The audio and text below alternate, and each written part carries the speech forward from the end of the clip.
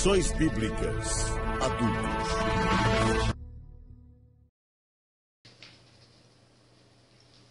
Olá, meus queridos e amados, a paz do Senhor.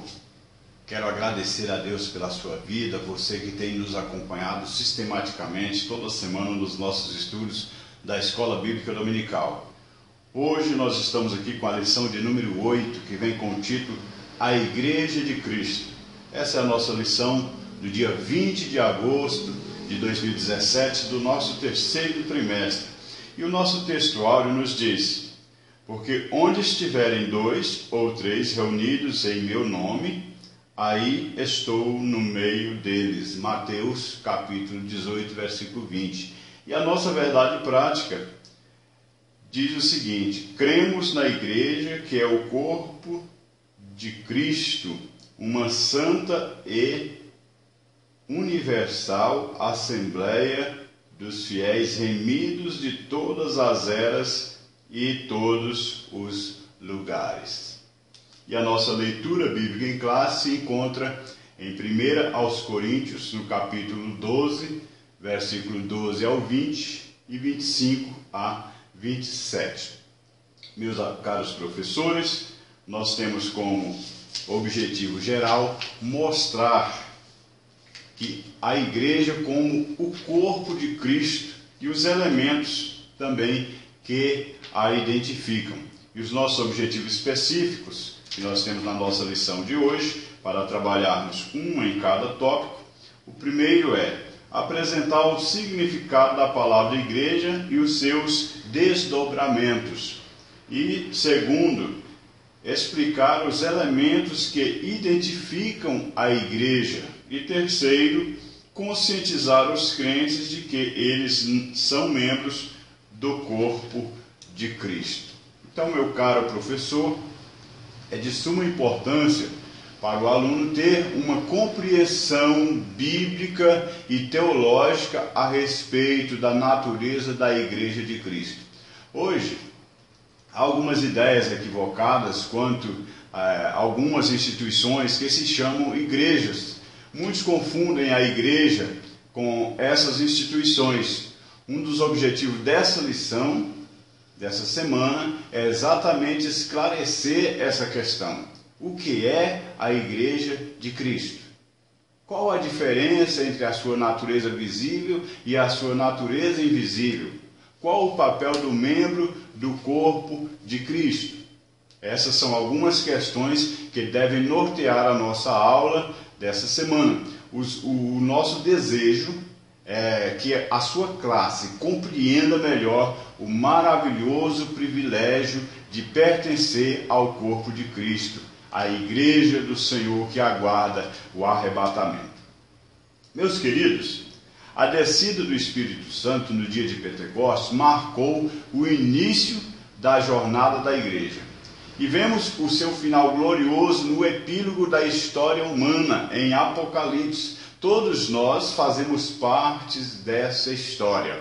O presente estudo que temos pretende descrever a igreja como o corpo de Cristo e o que isso significa e quais são os elementos que identificam essa igreja da qual fazemos parte.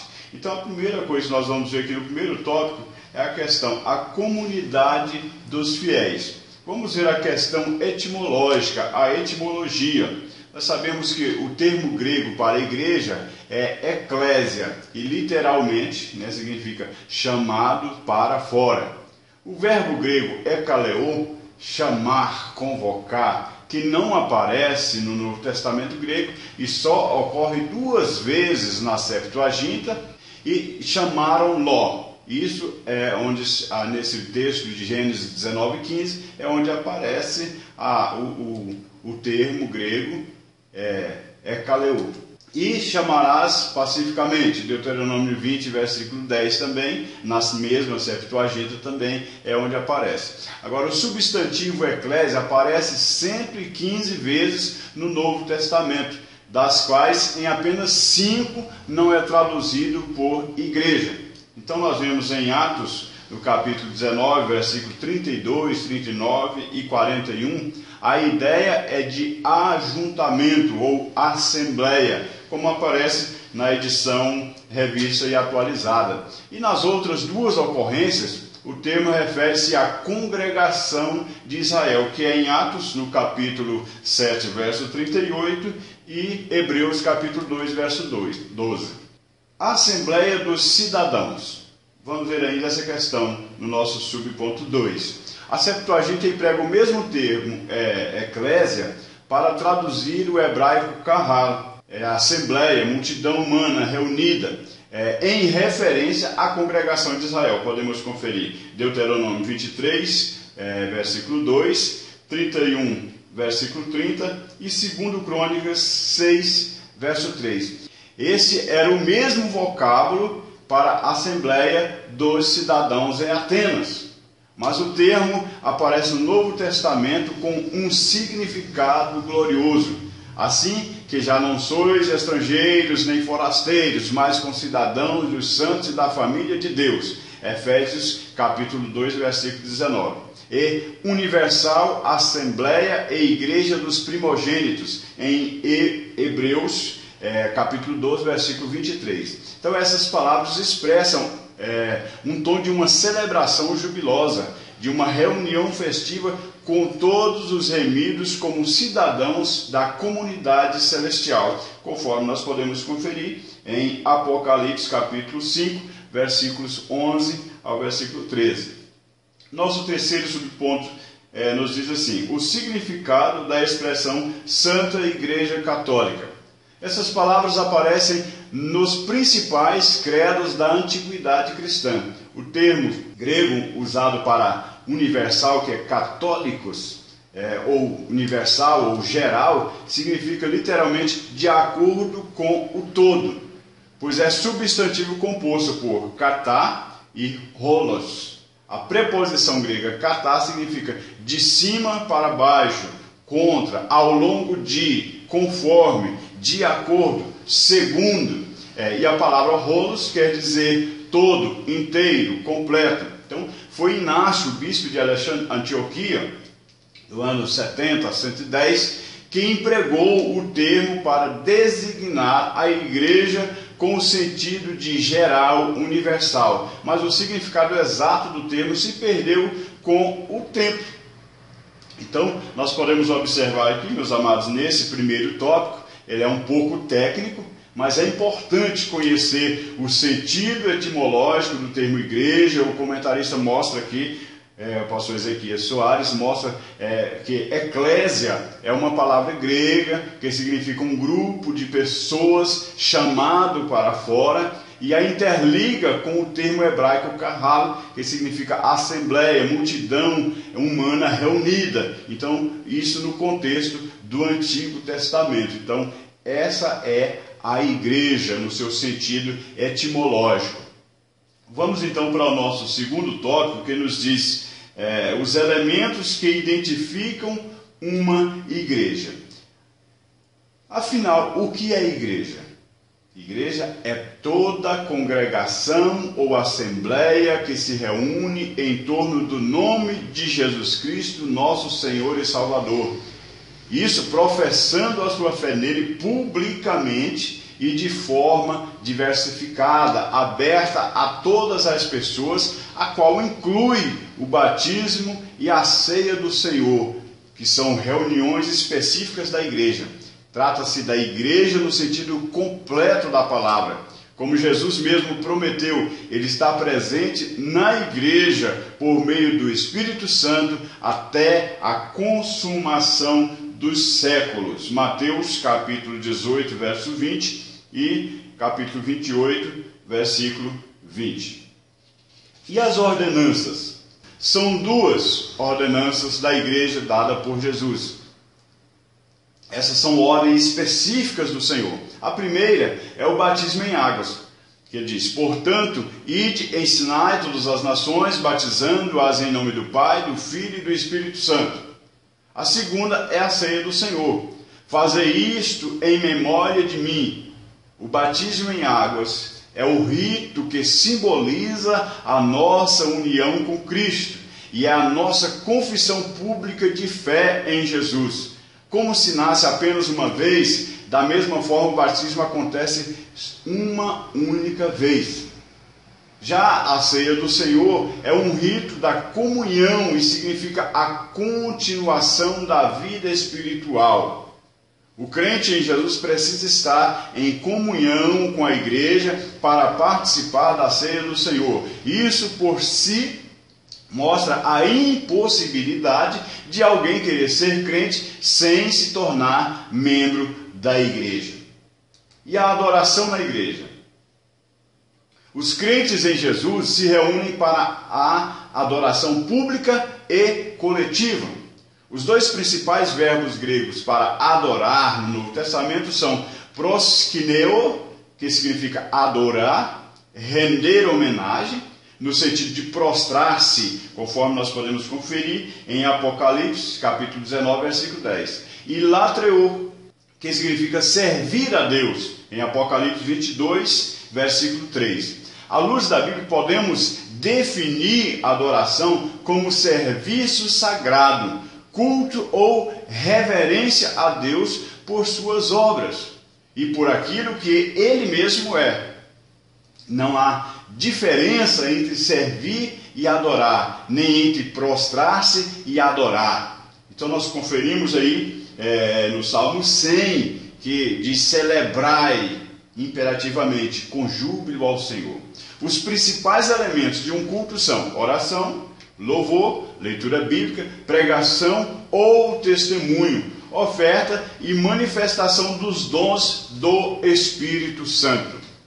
Uma coisa que está muito escassa hoje é essa última colocação nossa: manifestação dos dons do Espírito Santo. Nós podemos conferir aqui em 1 Coríntios 14, 26. Até que oração, louvor, leitura bíblica, pregação, testemunho, oferta está acontecendo todos os cultos, todos os dias. Mas manifestação dos dons do Espírito Santo, estamos vendo uma escassez muito grande na igreja do Senhor. E a igreja precisa voltar a buscar a presença do Espírito Santo para que ele venha agir de modo sobrenatural nos nossos cultos.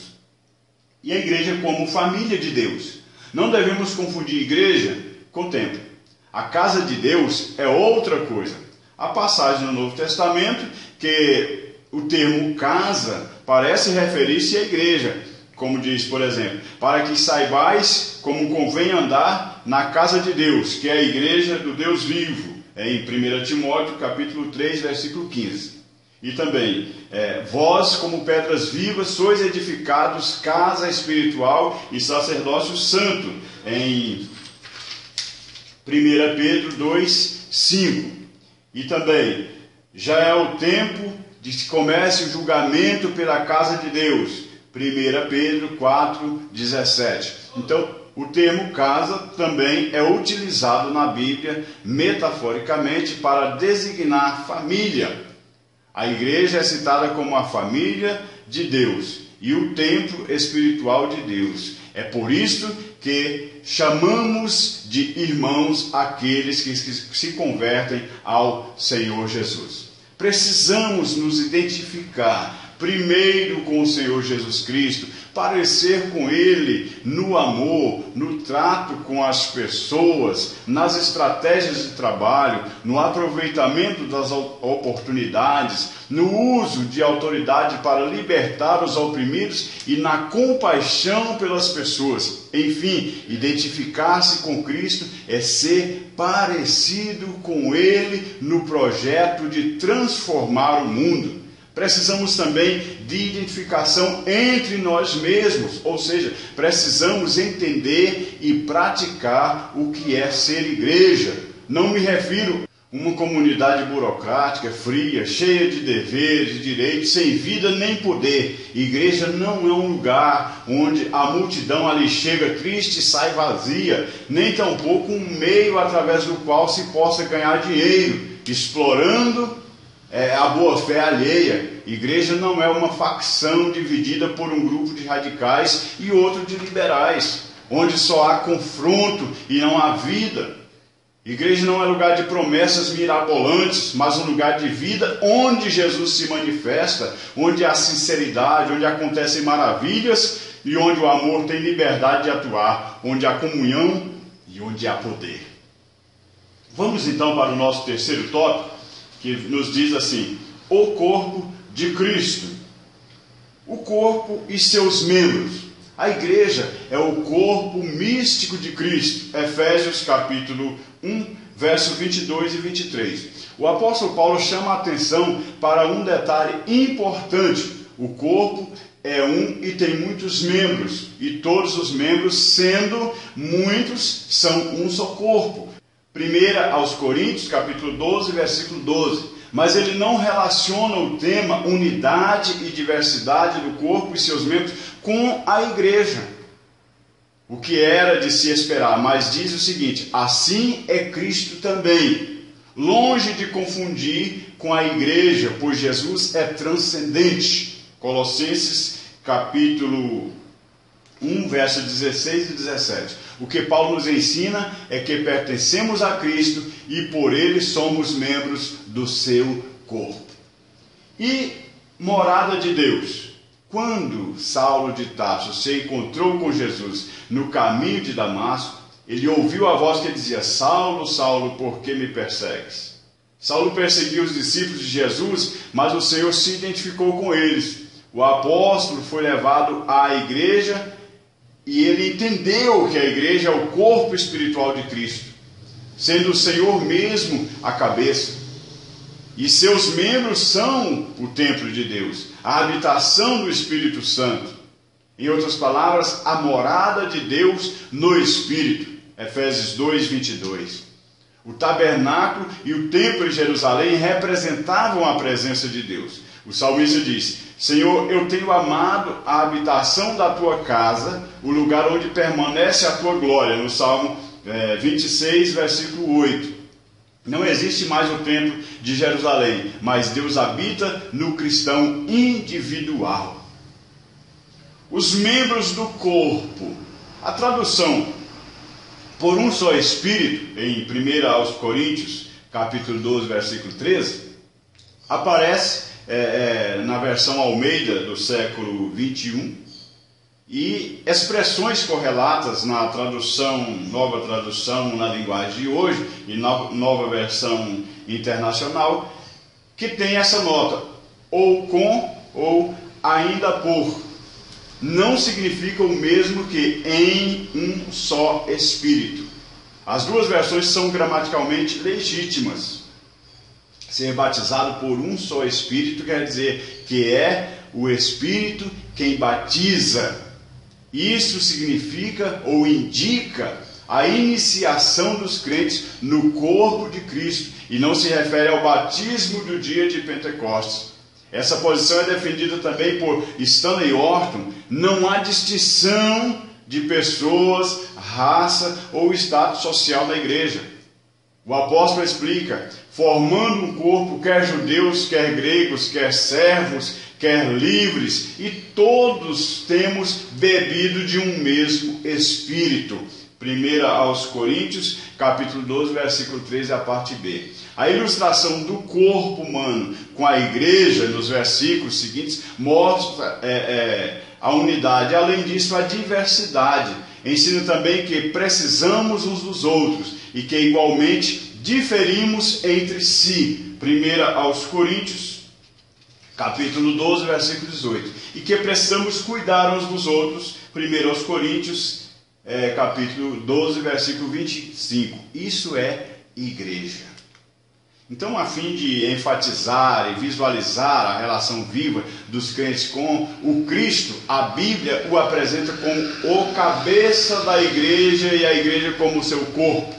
Há várias razões para essa analogia. A igreja é a manifestação física, visível de Cristo no mundo, a fazer o seu trabalho, tal como chamar os pecadores ao arrependimento, proclamando a verdade de Deus às nações e preparando-se para as eras vindouras.